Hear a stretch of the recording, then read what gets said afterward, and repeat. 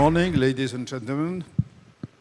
We are very fortunate to have with us this morning Charles Michel, who is, in spite of his young age, an already senior statesman in Europe.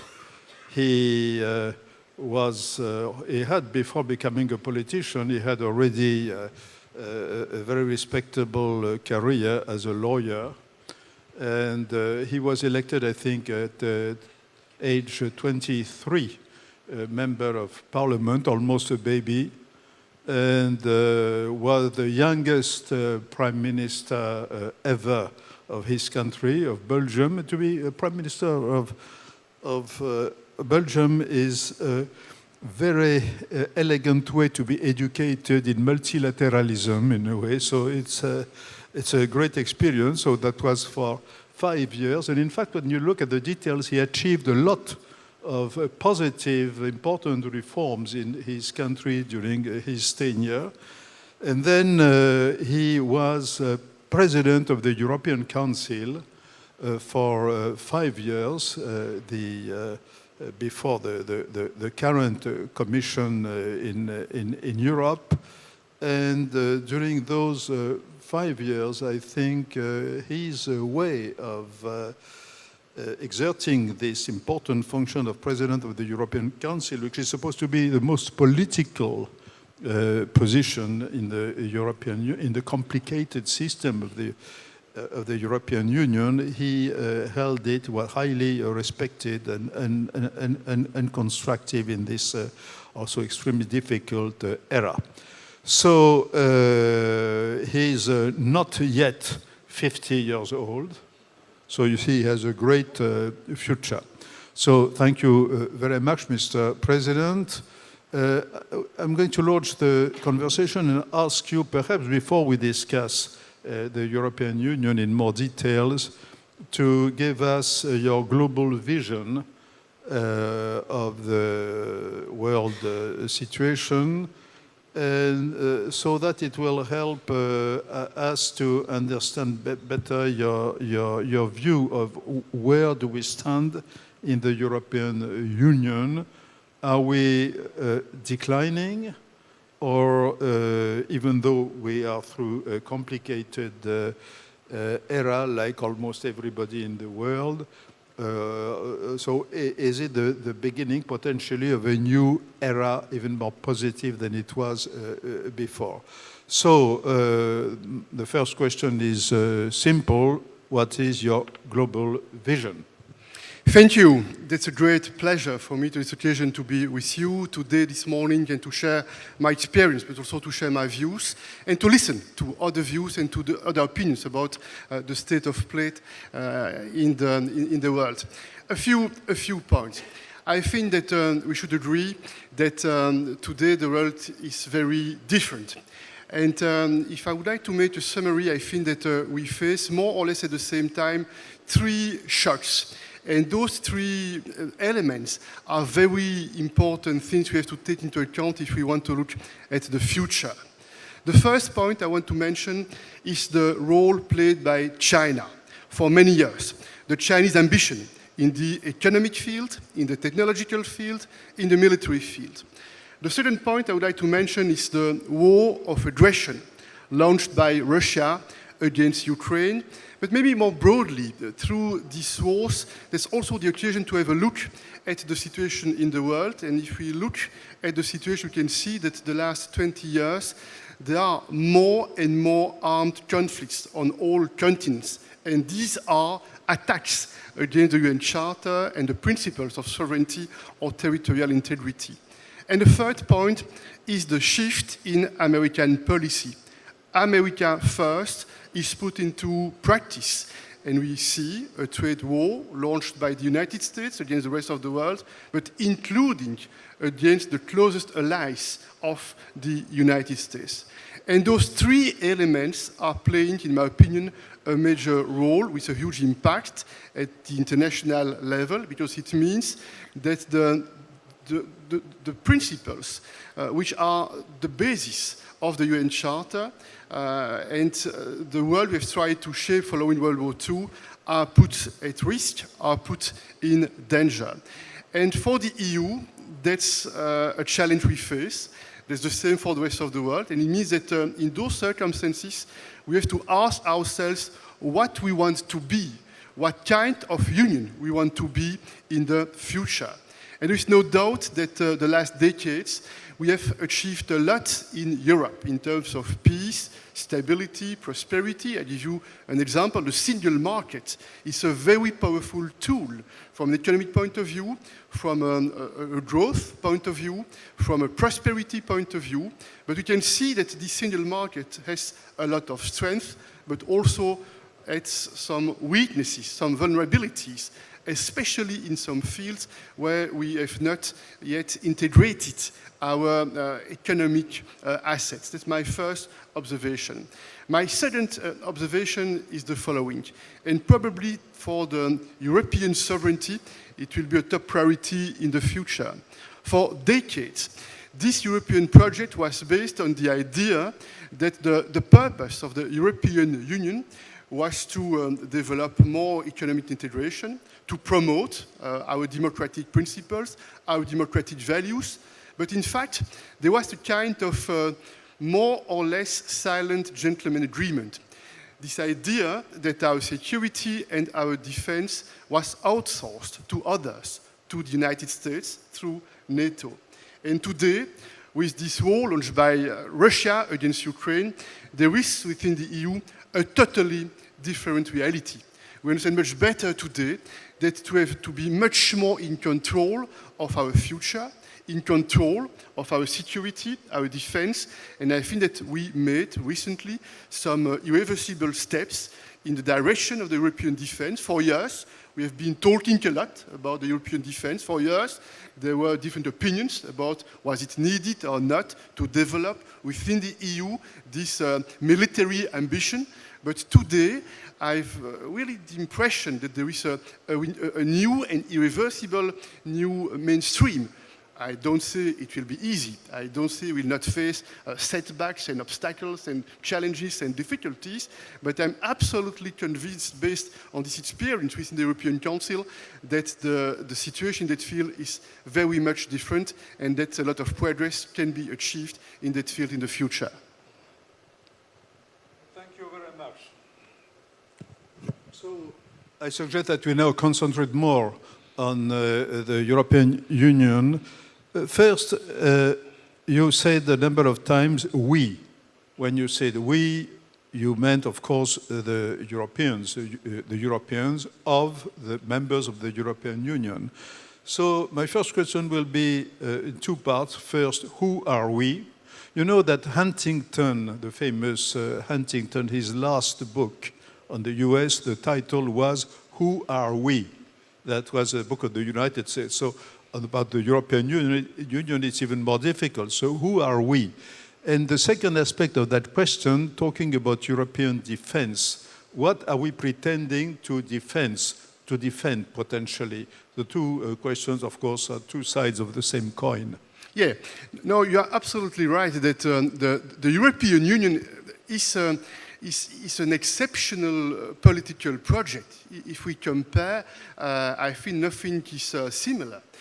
In the course of history, there were many attempts to join forces, to develop more political coordination, more political cooperation.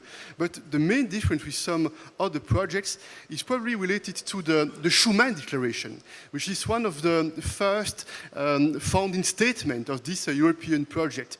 And it's very interesting never to forget that in this Schuman Declaration, a very famous French statesman, it was already written that the purpose was not a mere cooperation among nations. The purpose was already the idea of political integration. And this integration is a very important element because it means that we have a common political space, that we have common institutions, that we have even a European Court of Justice. And it makes this project very different in comparison with many other projects in the world. That's my first point. My second point, there is a constant challenge. within the EU. Because this EU, this European project is based on what I'm calling a double legitimacy. On the one hand, you have the legitimacy of the governments, the nations, the 27 sovereign nations, point one. But you have also, because of our institutions, because of the Treaty of Lisbon, you have also the European Commission, the European Parliament, and we need systematically to find a balance between the interests of 27 nations, the legitimate interest of those nations, and this idea that there is something which is superior, which is the general interest of the European Union. And in the European Council, and again, this body is unique because you have 27 leaders, head of state, head of government, meeting on a regular basis and being alone in the room without Sherpas, without advisors, without any team. And we have the responsibility to make important choices for the future of the EU. And I would like to share this anecdote with you because it's a very important moment in the history of the Union, in my opinion. You know, when the Kremlin decided more than 2 years ago to launch this full-scale invasion against Ukraine, I cannot say it was a surprise for the European leaders, because the months before this full-scale invasion, we had understood that there were significant signals that this attack could happen. We were not surprised, but we were extremely shocked. And only a few hours following this full-scale attack, we were in Brussels, the 27 leaders, in the same room. And in fact, that day, that evening, we didn't need to talk much to each other because we all felt exactly the same thing. We all felt that this moment was unique in the history of the European continent, and we all understood at the same time that what happened with this war against Ukraine was the starting point of something new for the European future. And that's why only a few hours following this attack and following that meeting, we managed to make an extraordinary decision based on the realities of the EU. We decided to provide weapons, military support to Ukraine.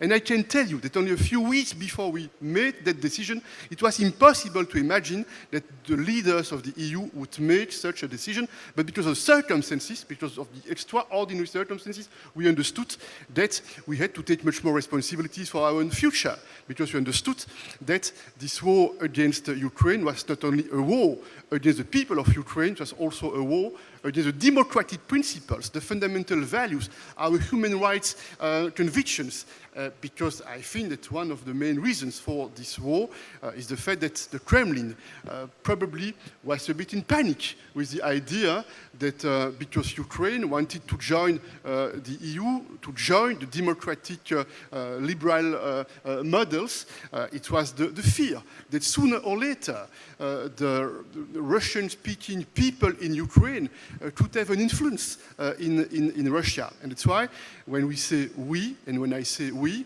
I'm referring to the 27 nations, I'm referring to the European institution.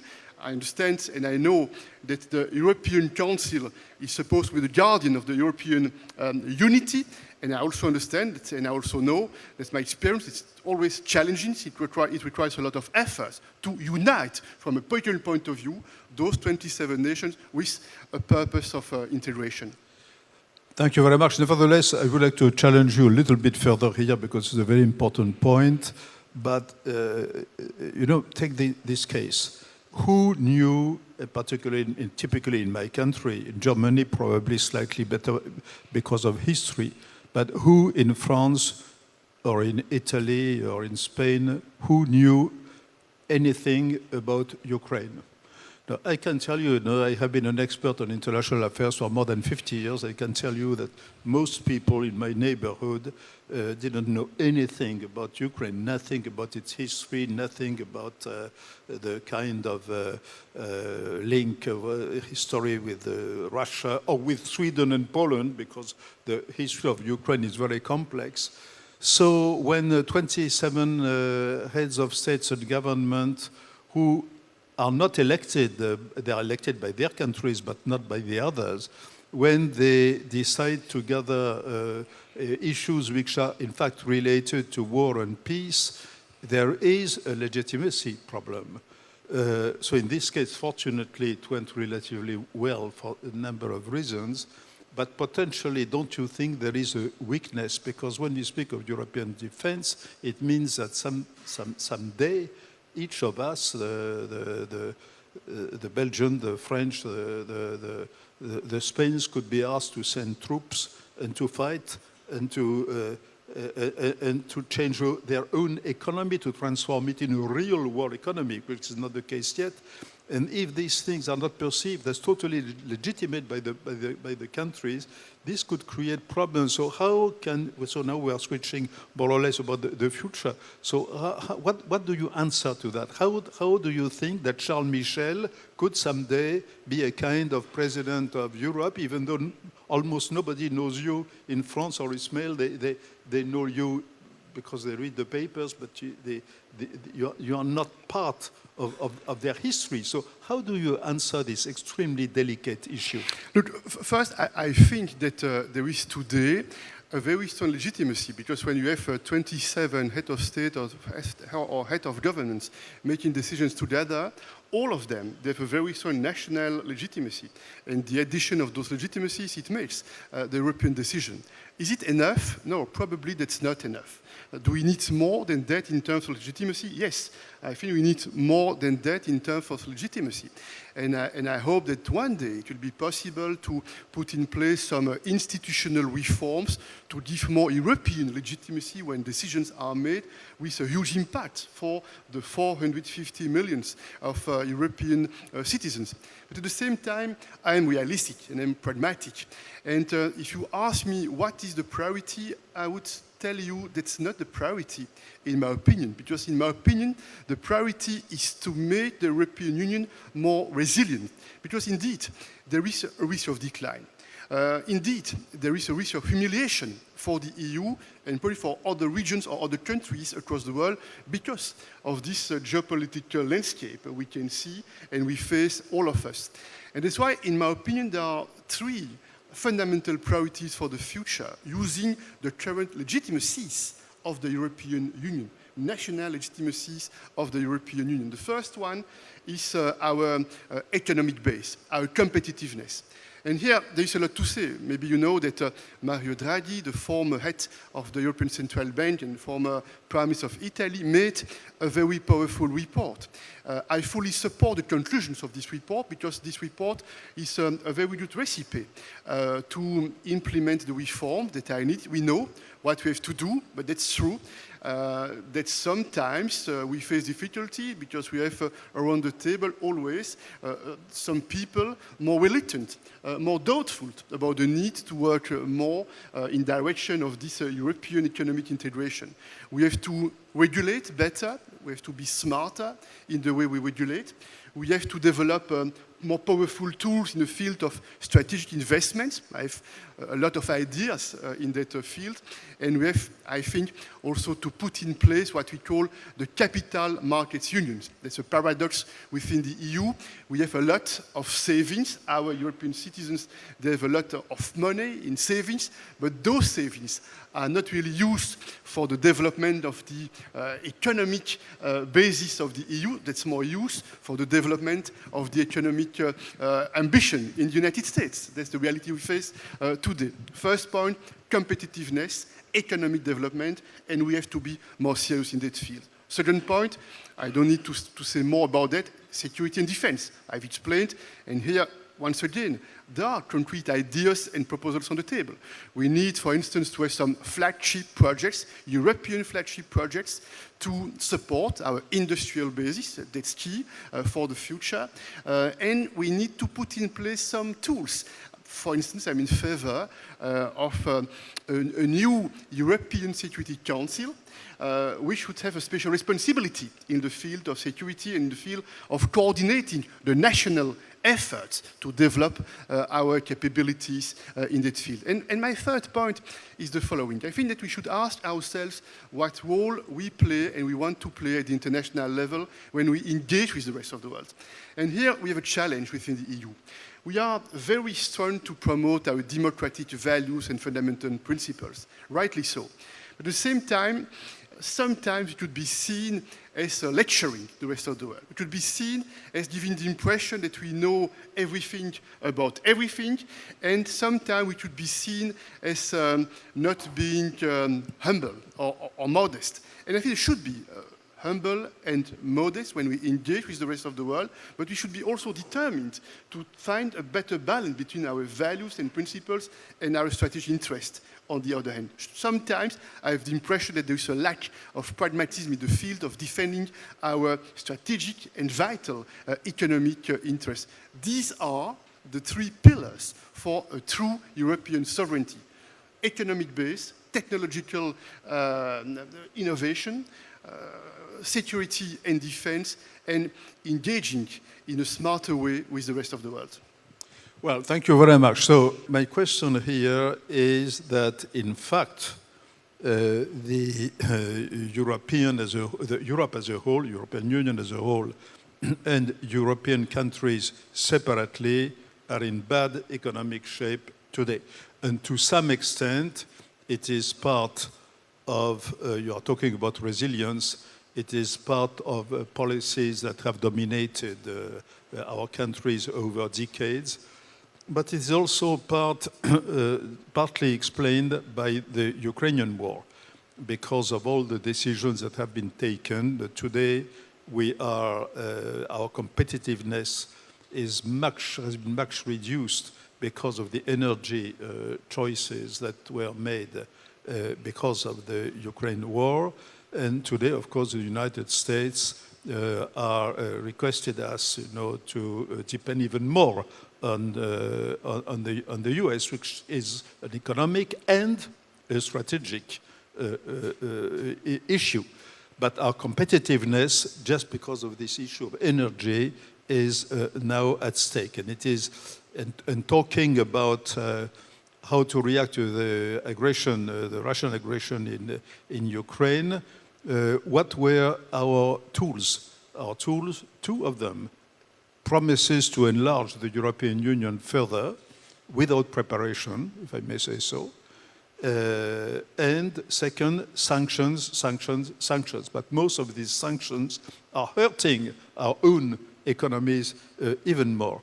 So how do talking about the Draghi or letter to Italian persons reports, I'm not seeing any real implementation of these reports. So can you give us some rational reason to be optimistic in the next 4 or 5 years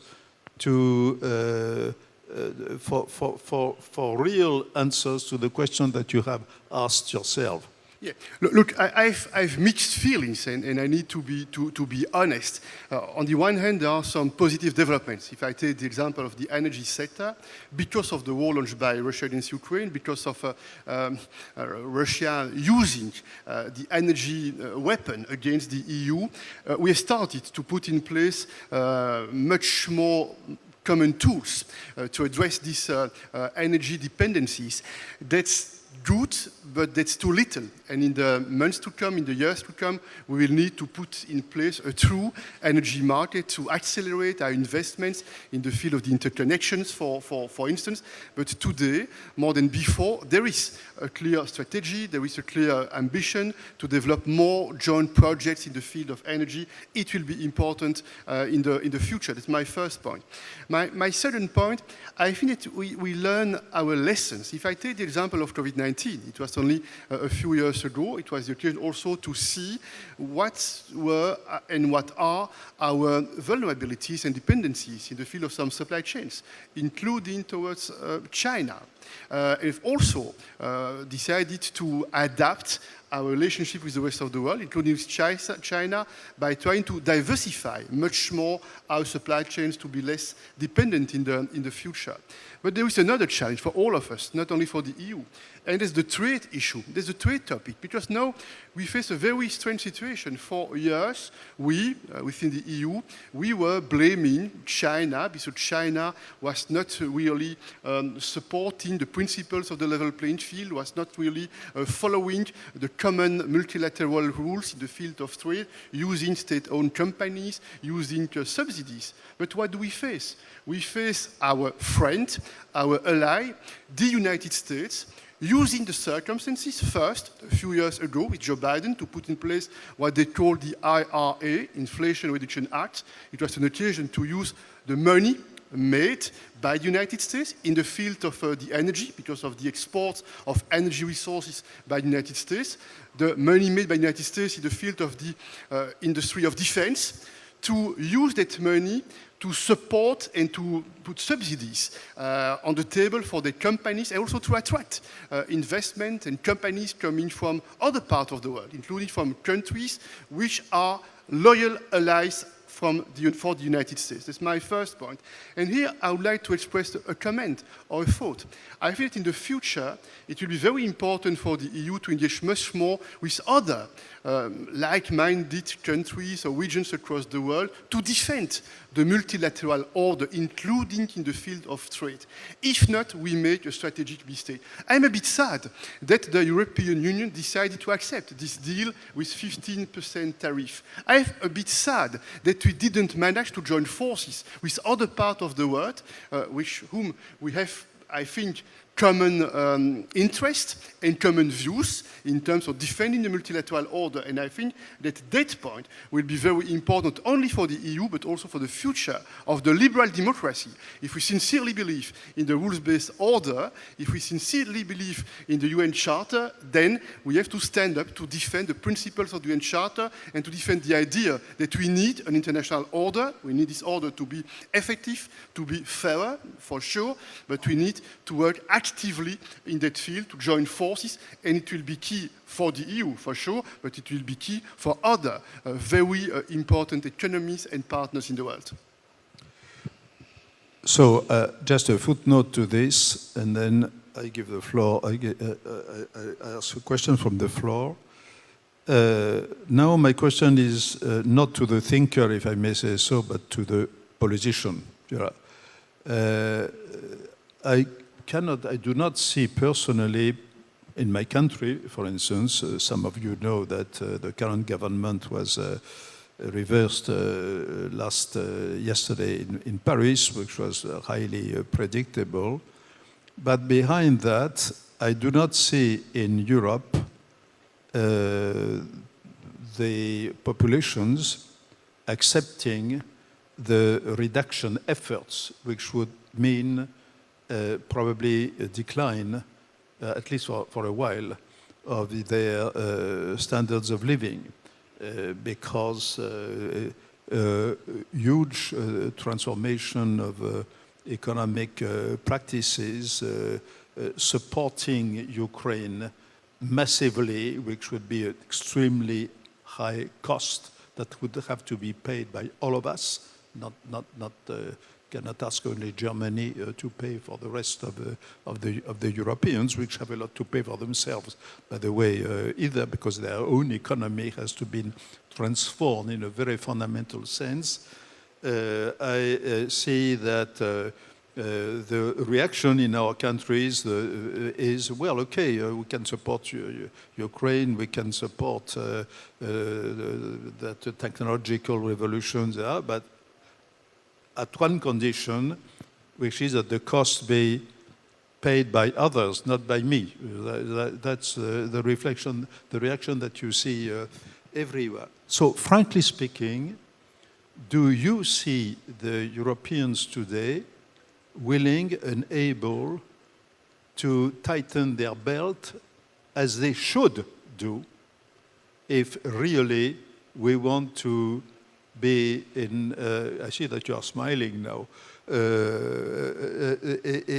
if we really want to be up to the job within a reasonable span of time, let's say the next 5 years, for instance? Two quick comments on the topic. First, I want to be absolutely clear. I don't think that we should oppose the support for Ukraine and our own economic goals, our own economic developments. Why? Because if Europe is less predictable, is less secured because of the war against Ukraine, it means that our economic development is put at risk.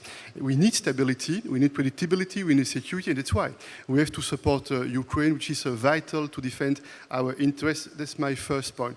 There are attempts by some political parties within some European countries to try to oppose the support for Ukraine against the direct and immediate daily interest of the people. I think that's the wrong way to tackle what we need to address in the future. That's my first point. My second point is related to, indeed, the difficulties to convince our people all across the world, probably, but including in Europe, that we need to put in place some reforms, some economic reforms, some social reforms.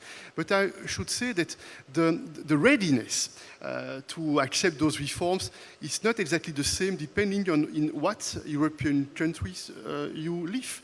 There are more acceptances in some countries and in some others. And I was smiling indeed, because I think that in the future, one of the challenges we face is related to the political landscape in some of our European countries, certainly in France, but probably in Germany, in Spain, in our countries, depending on what will be the political landscape in the months to come, in the years to come, it will make the European task easier or more difficult, depending on what will be those political realities. But if I take the example of the need to reform our social systems in Europe, when I was Prime Minister in Belgium, we decided to reform our pension system. It was not easy, it was difficult, but we managed to convince our people that it was needed to make sure that those systems will be sustainable and that it will be profitable for all of us if we accept that those reforms are needed. It means that it requires some political courage to tell the truth to the people. It's always easier to tell things that the people like to hear, but I think that the responsibility in those difficult times is to tell the truth and to try to act in a fair way. These are the two principles. If you want to convince your people and to have your people with you, on your side, when you show what is the direction we have to follow. Thank you very much. So now the floor is open. So who would like to shoot first before I designate someone? Hi, thank you for sharing your insights. My question is, how do you think about EU countries are reacting to Chinese ambition, especially AI technology and the transition of the era?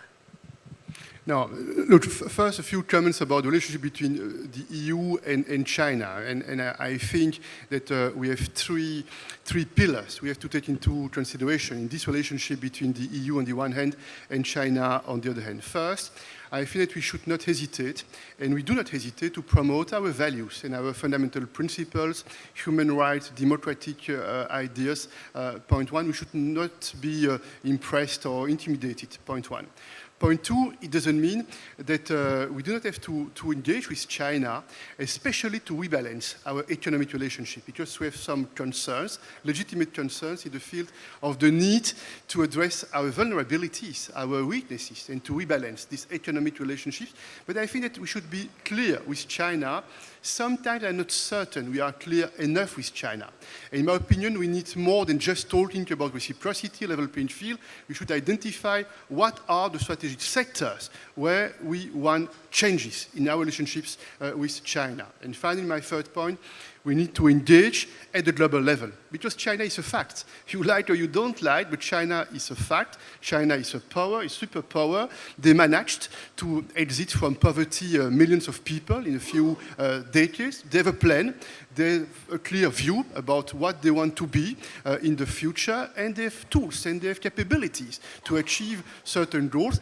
I don't think that China is putting in question the principle of the international order, but China is putting into question the way the rules are set, and China would like to play a more prominent role in setting the international rules. You have seen those images with the meetings that took place in China only a few days ago, and it shows how China is using some mistakes, in my opinion, made by some others to rally some countries and to defend a certain idea at the international level. Now, you asked a very important question in the field of artificial intelligence. And that's a topic I would like also to use my modest experience to work on those questions. Why? Because I think that we will face in the future some challenges. Because on the one hand, we understand well that data, together with artificial intelligence, is a very powerful tool for more productivity, for more innovation, for more economic development. But we also understand that it could be a threat if it is abused by private companies or by some governments or by states without showing respect for human rights and for democratic principles. We already see in Europe how artificial intelligence, together with the social networks, is used as a tool to spread disinformation, fake news, and undermine trust in some democratic regimes within the EU. And that's why that's a very good example to work actively together in that part of the world, together with the EU, because we face the same challenges. We want to unleash the vast potential of the artificial intelligence, but at the same time, we don't want to lose our democratic guarantees, our fundamental values, our fundamental principles.